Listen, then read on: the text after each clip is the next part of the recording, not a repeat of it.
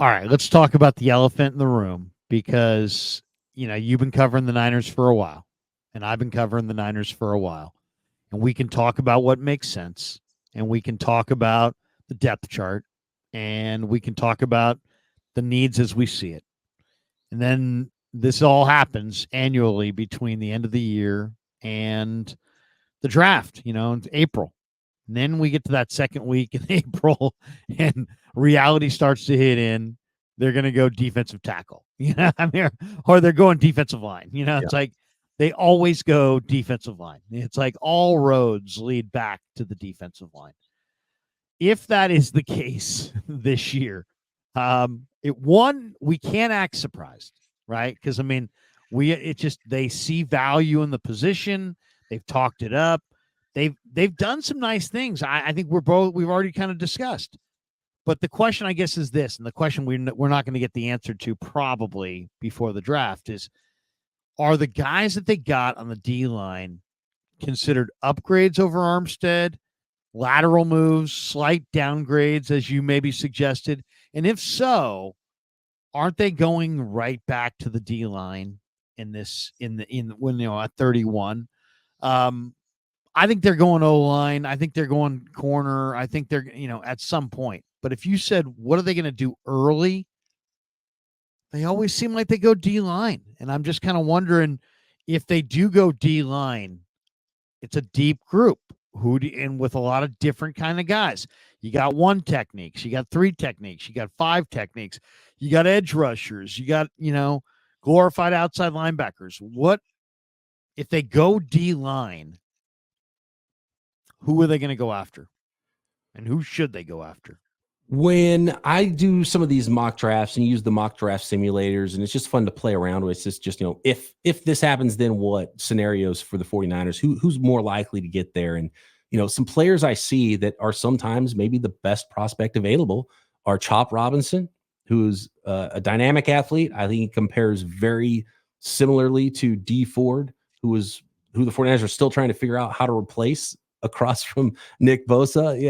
And Leonard Floyd is I think, a pretty good option for the 49ers this year, but they haven't done anything long-term at that spot across from Nick Bosa. So they could absolutely draft a player on the defensive line there, probably at tackle or edge. So I think Chop Robinson is going to be a better pro and statistically going to be better in the NFL. And despite being a smaller edge player, he's pretty physical at setting the edge. And he's got that amazing get off, which I know Chris Kosarek's going to like. So I wouldn't be shocked at all there.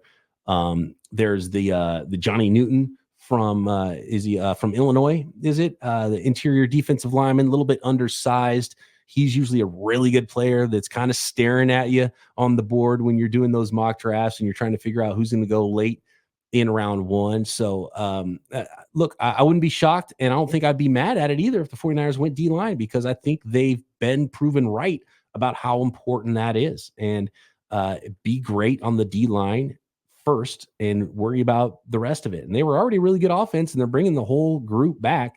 And offensively, sometimes it's difficult to have a guy that you draft jump right in anyway. So, I wouldn't be shocked at all if the 49ers went that route in round one. I'd probably look at some other spots. But look, if all the offensive linemen go and the best player available is a defensive lineman, go for it, man. There's going to be other offensive linemen, other position. It's not a one-player draft. It's not a one-position draft. Get the best player. If the best player is a defensive lineman, it's the reason the 49ers have been so good and have gone to NFC championship games and gone to Super Bowls, because I think that's the right strategy right now in this league, is to get as good as you can on the defensive line. It's hard to decide who my favorites are. I mean, Darius Robinson was kind of late to football, and he was the practice player of the week award winner though in Mobile. I mean, he looked tremendous at the practices.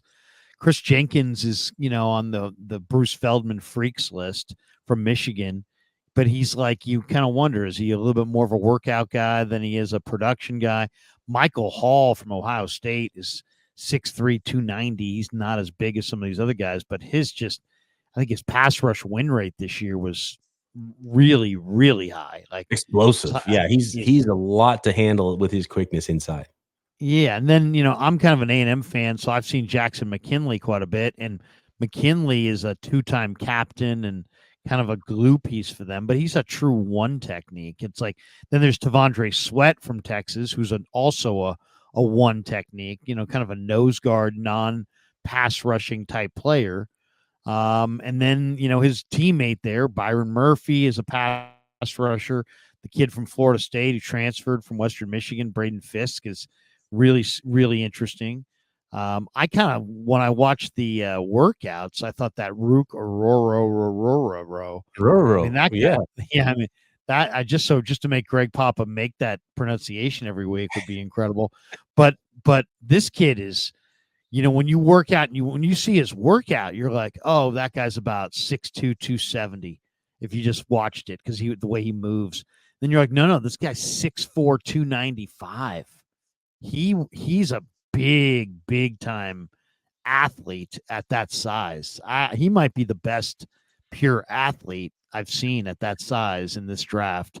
So I mean, and he's projected to go like middle of the second round, so they could probably get to 31, trade back 3 or 4 spots, and still, get some draft capital and still get a guy like that. I kind of Defensive think, linemen are shrinking, aren't they, Larry? There's so many of yeah, those undersized defensive tackles coming out of college right now. LSU, Wingo, Makai Wingo is another one that I like. And so if the 49ers want to go 3 technique, they can find that well beyond the first round, I think, in this draft. and they want this, like, get up the field, wide 9, everybody shoot a gap, rush the quarterback, everybody's got to be a pass rusher.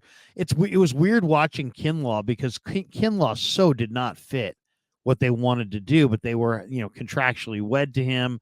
They had drafted him, but they want these one gap penetrator, get up the field, rush the passer kinds of guys. And it kind of shows. I mean, they re-signed Givens. What's he? That's exactly what he is. He's a one gap penetrator. Do you think they need one just run stuffing player? I mean, I really loved the idea when I heard of people saying DJ Jones might come back, but it's hard for me to see them investing in a one technique nose guard. They Just haven't done seeing, it. That's yeah, I why mean, I think we should take I think we should take those guys off our watch list for the 49ers in the draft. And maybe they're noticing that they need to add a little bit more beef, but they've had a tough time replacing DJ Jones. And DJ Jones himself was a little bit of a surprise. He was a 6th-round pick and made good and, earned himself a lot of money. And I don't think they should have signed him necessarily because he probably made too much. But, and if he does get cut and the 49ers end up bringing him back on the cheap, I think that'd be fantastic because the 49ers have missed that and haven't really replaced it. And even Javon Kinlaw, they try to utilize him as the one technique after he lost 30 pounds. And so that didn't really make much sense either. They were just trying to figure out where to put him, I think, at some point. I absolutely would love to see the Niners draft one of those guys that's wider than he is tall, that can eat up blocks, but they really haven't to this point prioritized that style of player. And if there's a guy that they have that's strong and a good run defender, he also has a little upfield burst. And so if a guy doesn't have that upfield burst, I don't think the 49ers are going to be interested. yeah, no, you're probably right.